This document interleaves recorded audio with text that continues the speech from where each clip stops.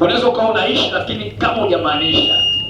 Sasa tunalindwa leo na kufundisha sababu mbili tu. Leo na kufundisha sababu hizi, namna ya kulindwa na kuinuliwa. Sababu ya kwanza kuliko zote, ili uinuliwe na ulindwe na Bwana, maisha yako yalete maana mbele za watu, yalete maana kwenye familia yako. Wasije kasema wewe Mungu wako ni mabudu yuko wapi, watu muone, ukaanza kupata matusi na matukano.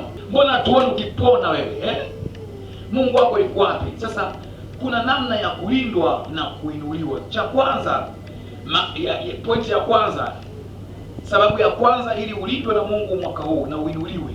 Sababu ya kwanza, hakikisha unakuwa mtu wa ibada za kumaanisha.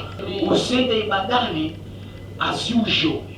Nenda ibadani kuna kitu tofauti ndani ya moyo wako, ndani ya ulimi wako, ndani ya ufahamu wako, ndani ya maono yako. Kwanza Mungu hapendi mtu anakuja ibadani bila maono, bila mipango. Yaani unakuja ibadani mipango hauna vitu vya kumwambia. Unasubiri mchungaji akakwambie. Mungu anapenda watu wa moto ambaye ndani yake kuna lengo. Mwaka huu mpaka ifike mwezi wa 4, yule mwanaume yule ambaye ifanyie kama akili yake zuzwa ataisimama mwenyewe.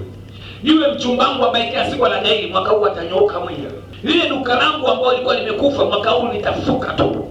Ibada as usual inakusababisha Mungu anakuona wewe as usual. Ukifanya ibada yako yani ya kawaida, naye atafanya kawaida. Ukifanya tofauti, naye ibada yako atafanya tofauti. Usije ibadani kama kawaida. Wewe fanya mambo ya ziada. Ibada ya mwaka huu ya kwanza iwe tofauti na ibada zinazokuja. Jumapili ijayo usiwe Jumapili hii. Kwa hiyo Mungu anataka tuwe watu wenye ibada za kumaanisha. Tukishaanza kuwa na ibada za kumaanisha, hapo Mungu atatulinda na kutuinua.